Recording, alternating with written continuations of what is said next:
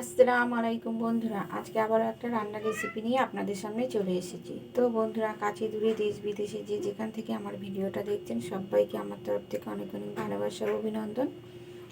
Nishad kitchen and blog চ্যানেলের তরফ থেকে আপনাদের অনেক অনেক ওয়েলকাম। তো বন্ধুরা, আজকে আমি একদম অনুষ্ঠান বাড়ির মতন পারফেক্ট লাল শাক ভাজা রেসিপি বানিয়ে আপনাদের সঙ্গে শেয়ার করব। আপনারা পুরো ভিডিওটা দেখতে থাকুন। এখানে লাল শাক কেটে পরিষ্কার করে ধুয়ে একদম রেডি করে নিয়েছি। এখানে আমি কড়াটা বসিয়ে দিয়েছি, কড়াটা গরম হয়ে গেছে। এবারে সর্ষের তেল দিয়ে দেব।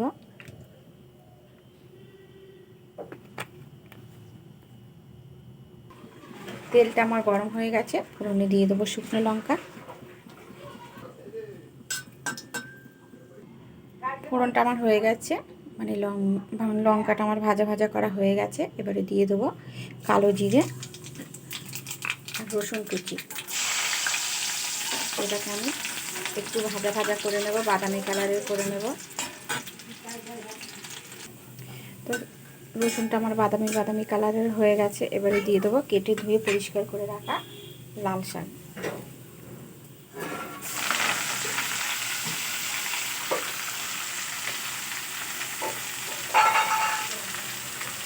এবারে দিয়ে দেবো পরিমাণ মতো লবণ,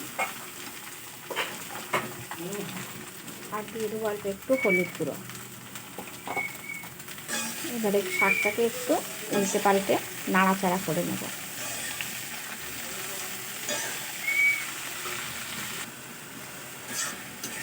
তো শাকটা আমার লালচাড় করার নাড়াচাড়া করার পরে অনেকটাই জল বার হয়েছে।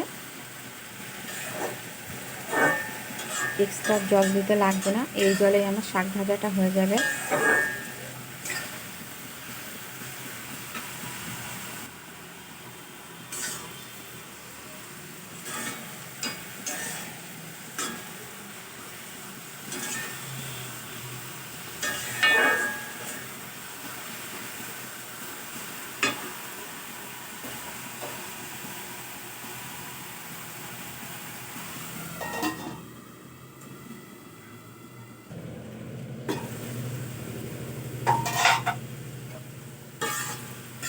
জলটা অনেকটাই আমার কমে এসছে।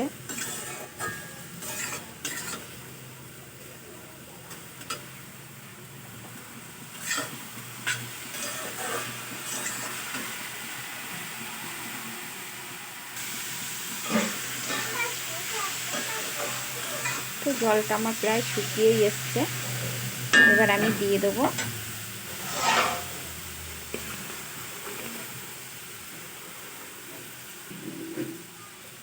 কিছু পোস্ত আর বাদাম। সব কিছু একসঙ্গে খুব ভালো করে নাড়াচাড়া করে নেব।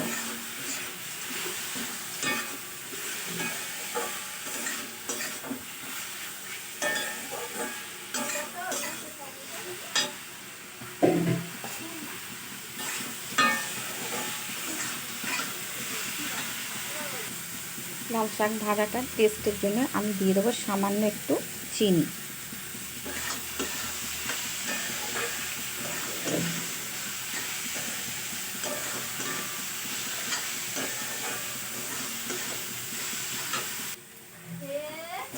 লাল শাক ভাজাটা আমার একদম কমপ্লিট। এবার আমি তুলে নেব।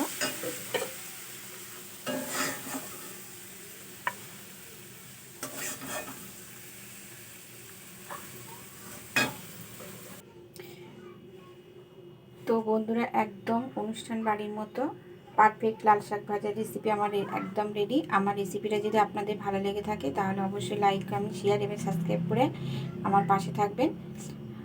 আর নিত্য নতুন ভিডিও দেখার জন্য অবশ্যই আমার চ্যানেলটিকে সাবস্ক্রাইব করবেন।